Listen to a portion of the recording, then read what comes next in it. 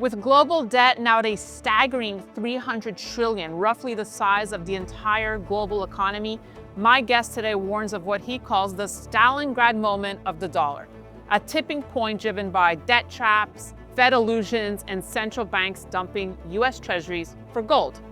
He sees gold not just as an asset, but as a lifeboat in this unfolding crisis, potentially signaling a global financial reset. Please welcome back to the show, Matthew Piepenburg. He's a former transactional attorney and hedge fund manager who navigated the NASDAQ bubble of the early 2000s. He's also the author of Rigged to Fail and a vocal critic of unchecked sovereign debt and currency debasement. Matthew, as always, a pleasure to speak with you. Welcome back.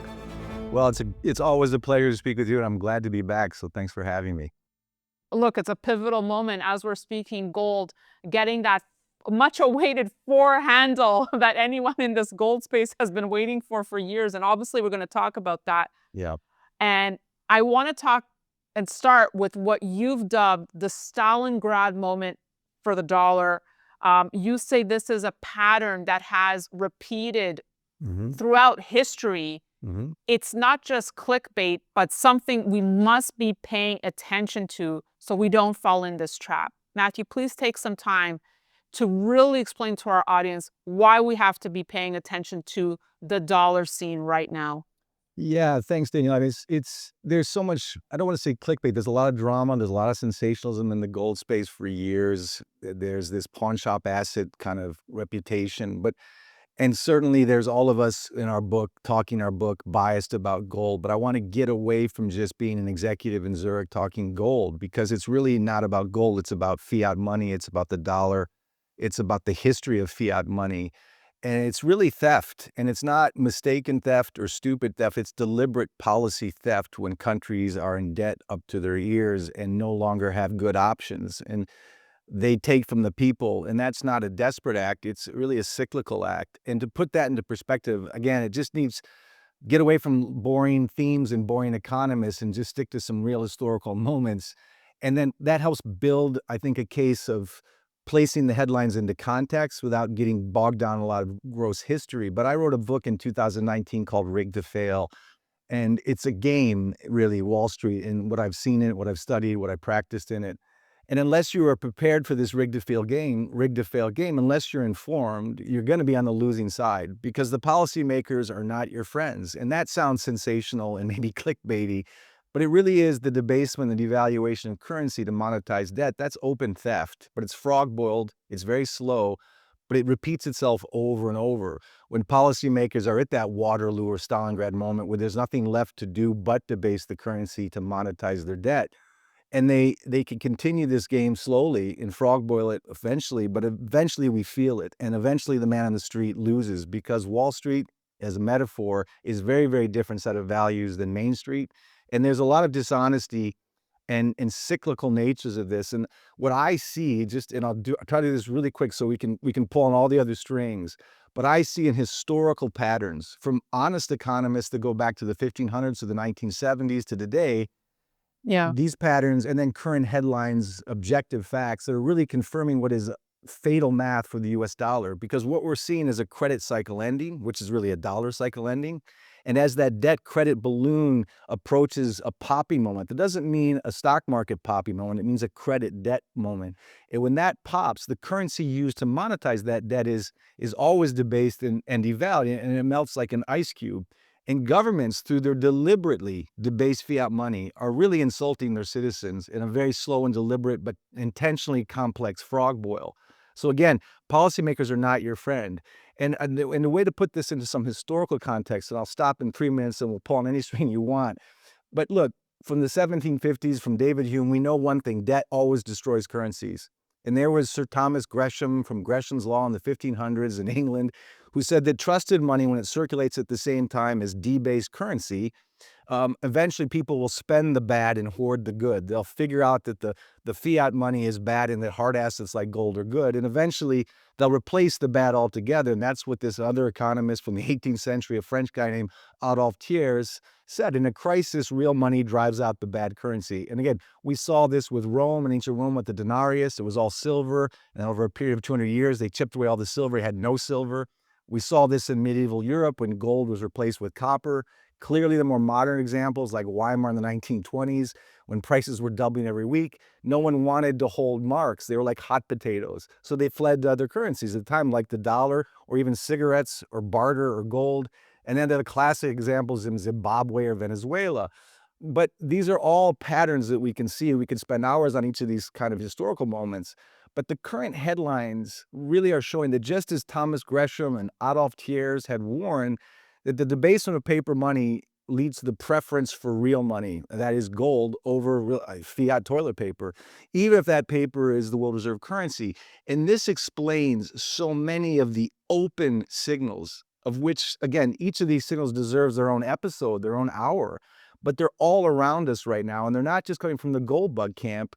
And I think if we put this into perspective of how fiat money is debased to monetize drunken driving debt, we see this, and I'll just, the list is long and distinguished. We certainly see it with the BRICS rise and the open de-dollarization process that we've talked about ad nauseum, and the process away from the greenback and the U.S. Treasury, which is no longer a slow drip trend, but really a rapidly expanding direction. We see it with the DXY, which has gone from 115 to 98. We see it with central banks since 2014, had the net stacking gold and net dumping U.S. Treasuries as a reason. We see it in the 20% of global oil sales that are no longer in the petrodollar, that are occurring outside the U.S. dollar. We see it in the open panic and disintegration of the COMEX and London exchanges, who are seeing net outflows of physical gold because the counterparties want their gold more than anything else. We see it with the BIS, which has made gold a tier 1 asset. We see it with the IMF back in during the COVID hysteria, which saw gold as a pure gold as a fundamental to its otherwise impure CBDC initiatives, which are slow boiling out. We see it in the 3 consecutive years of central bank gold stacking at record levels, over 1,000 tons per year since the USA weaponized the dollar back in 2022. We now know that central banks hold more gold than U.S. Treasuries on their balance sheet. That's the first time since 1996. And even Morgan Stanley, which is no true friend of gold and frankly not an honest fiduciary to its clients for decades, is suddenly saying there should be a 20% gold allocation. Goldman Sachs is saying there should be a 7% allocation. So the whales who are against sound money can't deny their clients want physical gold. We see it with Judy Shelton talking about introducing a gold-backed U.S. Treasury. We see it with Trump's tariff policy to try and monetize the debt. And certainly we see it with the desperation of the Genius Act to create stablecoin demand for otherwise unloved U.S. Treasuries and U.S. dollars. So just as Thomas Gresham in the 1500s and Thiers warned in the 1700s, centuries ago, the world is hoarding gold and turning away from bad money. And just as history warned, the U.S. dollar is being openly devalued to pay down a debt crisis of their own making. And I'll close because this is nothing new. In fact, it's recent history. In 1993 or 1933, FDR, by executive order, confiscated gold overnight. It was at $20 an ounce. The next day it was at $35 an ounce, revalued. But when he did that, he devalued the dollar by 69% in order to make Uncle Sam's debt burden 69% less onerous. And of course, Nixon in 1971 totally welched on the US dollar and its gold backing and the world by removing the gold backing of the dollar. And since then, the dollar has lost quantifiably over 90% of its purchasing power. So this certainly made Uncle Sam's appalling bar tab easier to repay, but only by gut punching those who measure their wealth or their savings or even their portfolio returns and even their retirement in US dollars. So again, this is a deliberate policy of debasing the money that most folks measure their wealth by, certainly the US dollar, but any fiat currency. It's debasing the dollar or debasing fiat money. This is nothing new throughout history. And the loser is always the trusting citizen who believes that their fiduciaries, their elected officials, their policymakers with the PhDs and the Harvard degrees and the blue suits, but they're no different than a thief with a mask and a burlap bag telling you to put your hands in the air because they're slowly robbing you of your purchasing power. That is why gold is at all-time highs almost every week, and that's why it's hit the 4 handle today, and that's why it's going to continue to rise. That is not an executive trying to sell his book. I want people to understand this is actually nothing new throughout history. Wow. Yeah, it's tragic.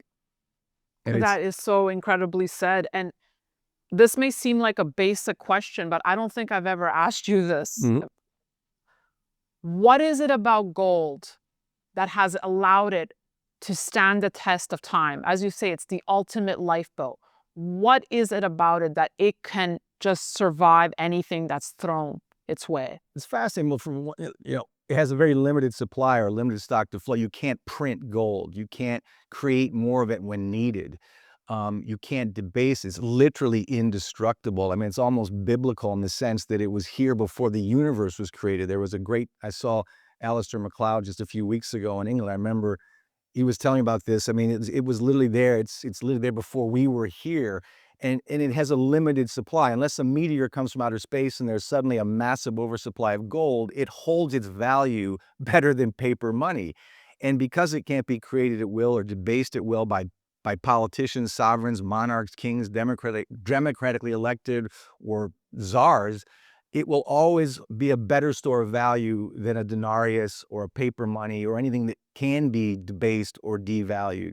And I think it has that kind of historical fixed supply. People could argue Bitcoin's the same way with its fixed supply, but gold is on the periodic table. It doesn't rely on electricity. It doesn't rely on hash protection. It doesn't rely on technology. It just sits there and does nothing, as Buffett says, but stare back at you. It's this pet rock. It's this historic relic. But no, it's far more than a pet rock or an historic relic. It's always been sound money for millennia. It goes way past ancient Rome. It goes back to the Persian first trading huts. It goes back to the Ming Dynasty. Whenever a sovereign, a monarch, a king, etc., gets itself into the back against the debt wall, the citizens and the powers that be will naturally lead towards something that holds its purchasing power, holds its value because of its fixed supply, its indestructibility. It's literally in our DNA. We have a small amount of gold in our bloodstream. There's something kind of supernatural about it, but it's honest.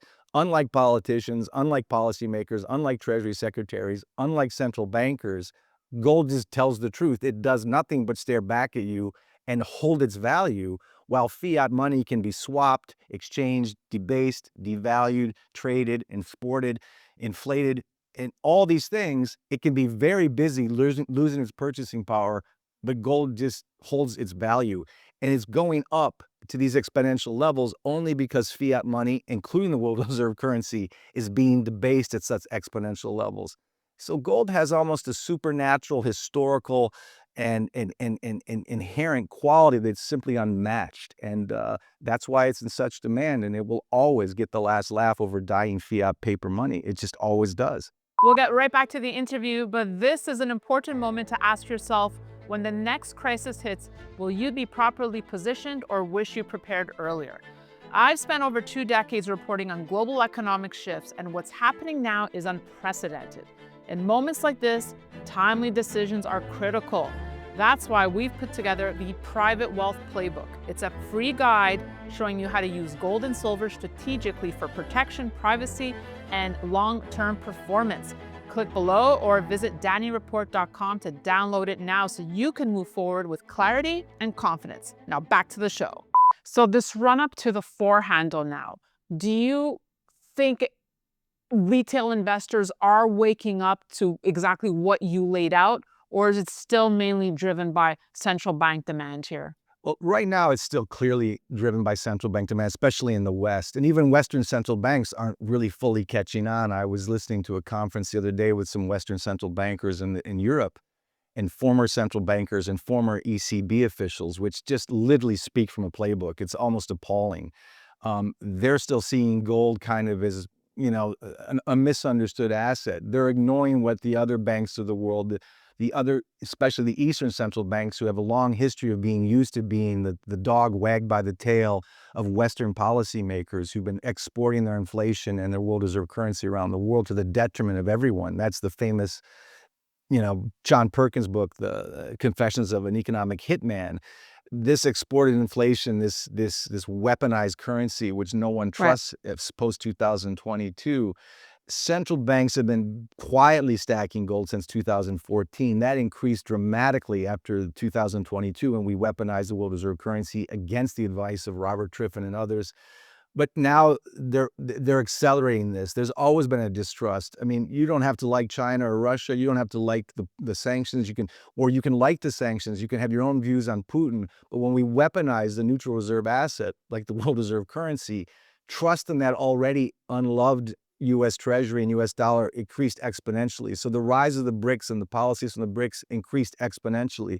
The amount of net settling done outside of the dollar, the petrodollar, et cetera, that all increased at a rapid pace after 2022, as did gold stacking, tripled by central banks after 2022. That wasn't a Uh-huh. coincidence. The jig was up. We'd gone too far with that. And so now the central banks in general, to answer your question, are by far the biggest buyers. It's kind of funny. I heard it was a Peter Schiff. The central banks see the writing on the wall because they literally created the wall. So they know that the currency is being debased by other central banks, certainly by the Fed. They know that we're in a debt corner. They know there's nowhere to go but down for fiat money. So the central banks, the very criminals who created this situation, especially now, are the first to be buying it, especially in the East. What's ironic is the UK and the US, the biggest sinners, are the slowest to the table. They're still trying to play the game that they have the power with this dollar. And we should talk about people who believe in a strong dollar who make a case for it. The writing is on the wall. This fiat money is part of history. It is being debased at an accelerated pace. It's sad to me that more retail investors aren't catching on, mostly because for decades they've been told by their registered investment advisors and their bankers at Goldman Sachs or Morgan Stanley or the smaller banks. They've all been ignoring gold, saying gold was too volatile an asset, even though it's outperformed the S&P for the last 25 years. Along those lines, Matthew, I mean, just this week, the Swiss National Bank, and it may be a special case, but if you're looking for a switch in the behavior of central bank reserve managers and their currency preference, then Uh-huh. the Swiss case is a curious vignette because the dollar is off the menu now there, Yeah. Matthew. So Yeah. is this a sign of the times? I guess to your point, it is. Again, it's just added to that long list of the sign of the times of the current headlines. Again, from Morgan Stanley going from 60-40 to 60-20-20, that's a Wall Street whale now openly saying that gold matters and that it should be a part of an allocation. I know that people I know at Rothschild, at least in the London office, still aren't allocating, but in the Swiss office they are. So it's Mm. office to office. Goldman Sachs isn't offering the same kind of 20% allocation that Morgan Stanley is, but the very fact that these juggernauts, these too big to fail banks, which were deliberately trying to ignore gold for decades, can't help but see this. The Swiss National Bank can't help but see that the US dollar has nowhere to go, in my opinion, but down. And we should talk about the others who disagree with this because it's a valid point and we should look at the other side of the dollar case. But I think these are things I'm seeing on the street, so to speak, with conversations. These are things I'm seeing in the headlines. These are things I'm seeing with conversations with Europeans and Americans at big banks. I think at Goldman and Morgan Stanley, et cetera, it's not that the banks themselves suddenly got wise to sound money or being better fiduciaries and admitting and confessing what Powell can't confess, that we have drunk-driven our currency into a dead end because we've been printing money to monetize our debt, and we've been expanding the money supply by 40% since 2020. So of course we're going to have a debased currency, like the Romans had a debased denarius. I think what's driving these bigger players, whether it's the commercial banks in New York or the Swiss National Bank in Zurich, but certainly with the commercial banks, is the clients themselves aren't as stupid as their bankers. They can't help but see the debasement of the dollar. They can't help but see the devaluation. They can't help but feel it. Whether they're buying a Range Rover or a loaf of bread, even high net worth clients at these banks recognize that their dollar is getting debased. And that's an important point, Matthew, that it is important to hear from the other side. And I just had Joel Littman on. Uh-huh. I'm not sure if you're familiar with his work, but I mean, he wouldn't say he's bullish the American economy. He said he's a realistic, and he says, his counterpoint is that compared to other countries, the U.S. Yeah, is still the strongest. That the U.S. currency compared to the other sure, currencies sure. is still the strongest. And he'll point to obviously the strength of the S&P, and that until we start seeing cracks in corporate debt, which he says he's not seeing yet, Right. that he'll make the argument the U.S. is still in much better shape than the others out there. Look, and I just spent the weekend with a bunch of Argentinians sitting around in Asado, and their peso isn't exactly doing well, and it hasn't for decades, and they would certainly rather have dollars or euros, fiat money, over a fiat peso. So it's relative, and that brings into the question the DXY and the strong dollar camp. And look, I've had really compelling conversations a few years ago with Brent Johnson online, good discussion on the DXY, recently in South Africa with Henrik Zeeberg, who like Brent Johnson, sees a spiking DXY, kind of what he calls the last dance. And of course, Brent Johnson has a very intelligent milkshake theory, which has validity in a lot of ways.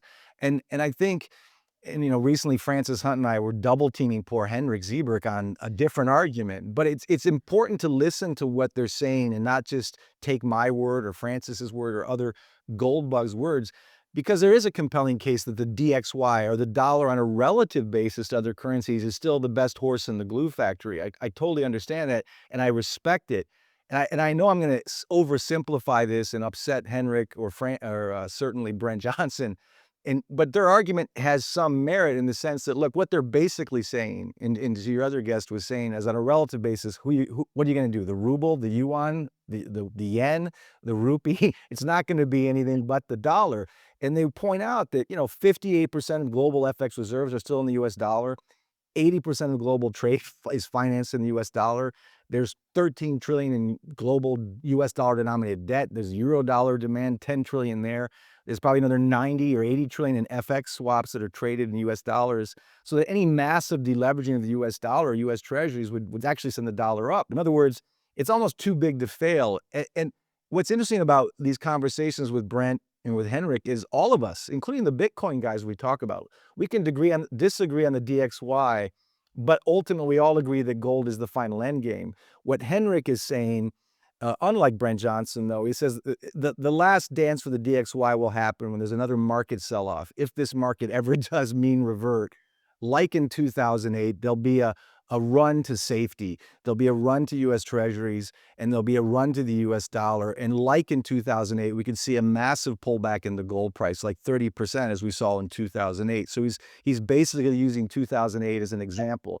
And that's a valid point. But I think what's wrong with that is 2025 and the gold roll today is very, very different than 2008. The BIS has made gold a tier 1 asset. The IMF is talking about gold. It is not 2008. So when there is, or if there is, an uh-oh moment in this otherwise immortal stock market, which is monetized by the Fed and money printing liquidity, if there is an uh-oh moment, it will not be like 2008. There won't be the U.S. Treasury will not be the tier 1 safe haven lifeboat that it used to be in 2008. And the U.S. dollar won't be. Again, for that whole string set of reasons we've just seen, the world doesn't trust the U.S. 10-year. It doesn't trust the U.S. dollar the way it did in 2008. So I don't see it the same way. You were saying it'd be worse than '08, Matthew? No, I'm saying the market crash could be worse, but the gold price Right, is not going to go down. It's going to go up because the money's not flowing to the right. dollar. It's flowing to gold. It's already pre-flowing, preparing right now. Well, you saw Paul Tudor Jones' recent comments. He's like, we'll have one massive rally and then we're going to have a massive blow off top in stocks. Yep. That's pretty much what Henrik Zieberg is saying as well. But as Paul Tudor Jones has said, all roads lead to inflation. So that's why Henrik says there'll be a last dance, a flow to the US dollar. I don't see it. But even if there is a last dance or no dance at all, Yeah. even if there's a rally in the stock market, the safe haven that the world is already turning to, not the retail investor, but the big investors, I certainly see it in Zurich, the safe haven today, just like the BIS has said, is now gold. I'm not saying that just as a gold bug, sell my book, although I could be wrong, but the evidence suggests that the safe haven in 2025 won't be the US 10-year, it won't be the US dollar, it will be precious metals and other hard assets. Well, That's what I see.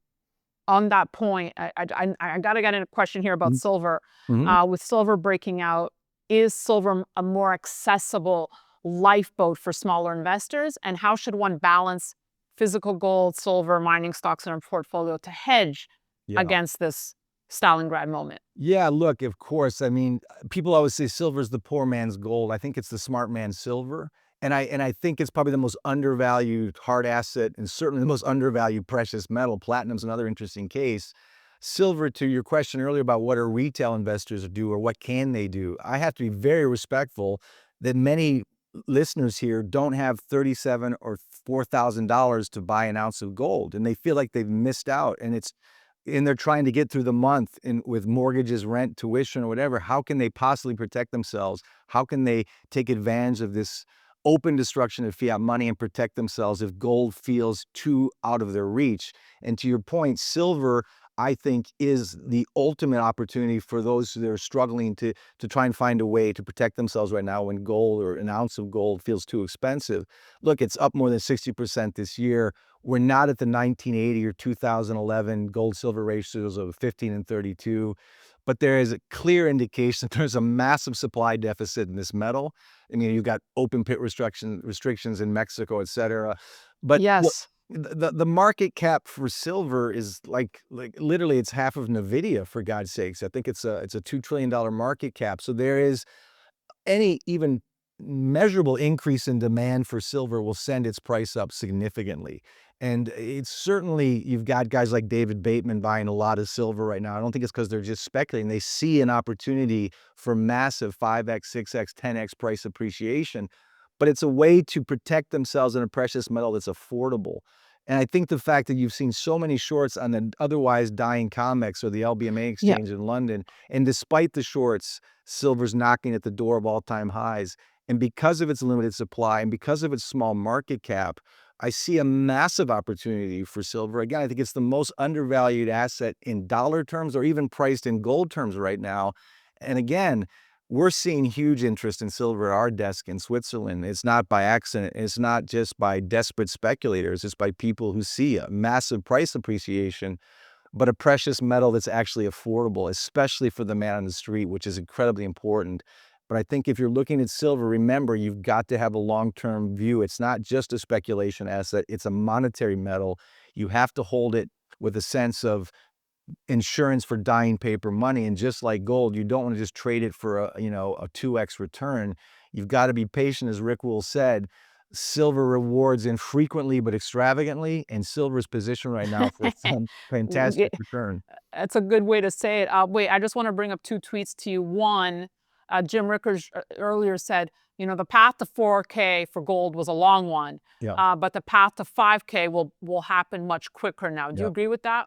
I do. I think it's like, again, it's always the inverse of the dollar. And since the US is broke quantifiably on its balance sheet, as Hemingway described, poverty is happening slowly, then all at once. It's going to be the same thing with the disintegration of the dollar, slowly, then all at once. The gold price has been knocking from 1,600 to 2,200 to 2,500 to 2,800 to 35. It's slowly, then all at once. It'll be particularly the case for silver, which is like that little speedboat next to the juggernaut that is gold. When gold is hitting all-time highs and when gold is in a bull market, silver tends to dramatically outpace in terms of its speed of movement. I don't think gold's even in its bull market yet. We're clearly at a turning point, but gold is just in the first or second chapter. And I think the reason silver hasn't fully caught up, other than the mechanizations on the COMEX, et cetera, which is disintegrating, one of the reasons silver hasn't really seen that compression of the gold-silver ratio is because really the gold bull market is just beginning. And as it gets more traction, as it becomes more obvious, then I think silver, in terms of just pure price appreciation, is going to be a massive move. And so I'm highly recommending silver as an allocation, and I'm not alone. As we're speaking, this just breaking news. Ray Dalio says today is like the early 70s and investors should hold more gold than usual. So just wanted Yeah, to add that. yeah. Let me get this in. This was another interesting fun fact I wanted to share. Bitcoin now has a market cap of 2.5 trillion or 23.8 trillion less than gold. Yep. In other words, gold is currently 10 and a half times larger than Bitcoin. So even if Bitcoin hits a million and gold was unchanged, Bitcoin would still only be 75% of the size of gold. Yeah. I couldn't believe that stat, Matthew. No. Listen, I talked to Middlecoop and others who love gold. I've Yeah, talked to a lot of Bitcoin guys who also love gold. Middlecoop loves gold, but he's also bullish on Bitcoin. I'm not one of those who has to make fun or denigrate Bitcoin to be a gold guy.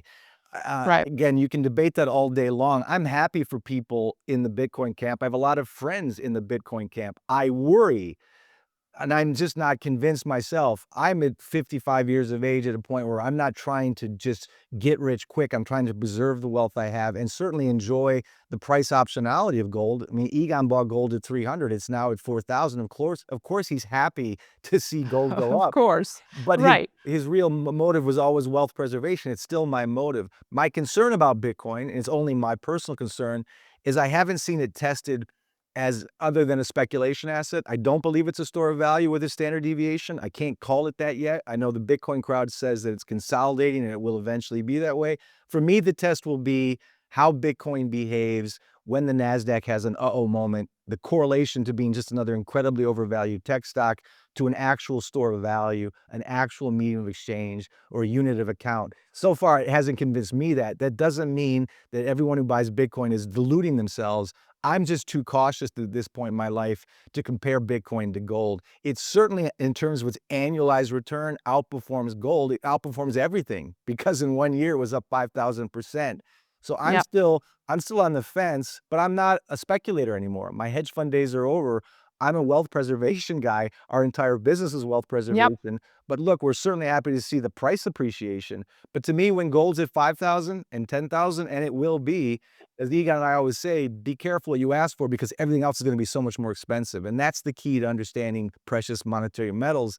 When gold is at 10,000, a loaf of bread is going to be a lot more. And that's what's sad because the middle class, the retail investor who has trusted their wealth advisors, who has trusted their fiduciaries, their treasury secretaries, their central bankers, their leadership, red or blue, left or right, that leadership is rigged to fail. They always debase the currency.